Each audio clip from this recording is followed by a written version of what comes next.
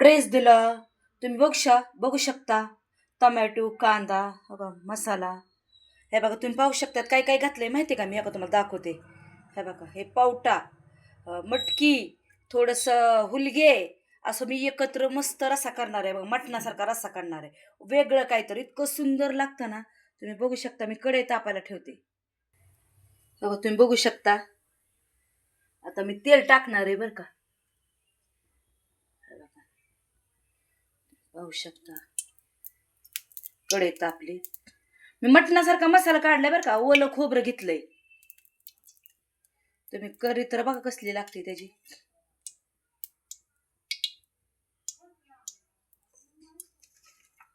कांदा टाकायचा बरं का.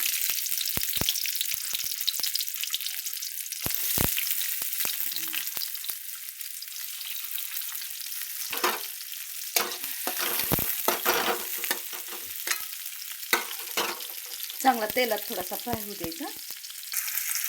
जास्त कांदा काळा होऊ द्यायचा नाही. असा मसाला टाकायचा बरं का. बघू शकता. आता तेलात चांगला परतायचा बघा. कच्चं राहू द्यायचं नाही. सगळं मस्त मसाला भाजायचा. खोबरं, कोथिंबीर, लसूण, थोडं आलं त्या मसाल्यात मी घातले बरं का.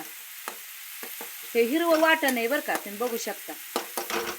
कच्चं घेतलं तरी चालतं, तुम्ही भाजून टाकलं तरी चालतं. कडधान्य खाल्लेलं चांगलं असतं बघा. तुम्ही ही भाजी करून बघा. सगळे एकत्र कडधान्य आहे बघा.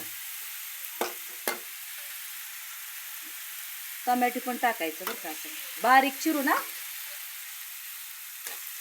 सगळं असं एकजीव झाला पाहिजे.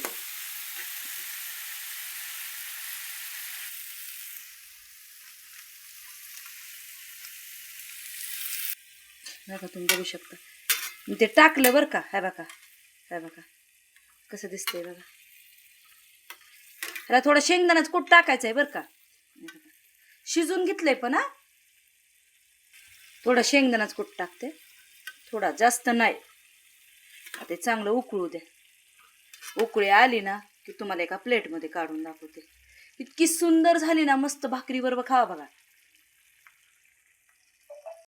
तुम्ही बघू शकता कसं उकळतंय. आता एका प्लेटमध्ये काढून दाखवते बघा. तुम्ही बघू शकता. बघा कसं झालंय.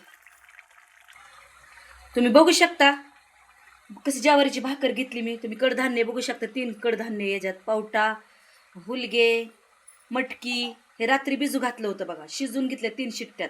तुम्ही बघू शकता किती सुंदर झाले. हे करून बघा. तुम्हाला माझं करणं आवडलं असेल तर माझ्या चॅनलला शेअर करा, लाईक करा.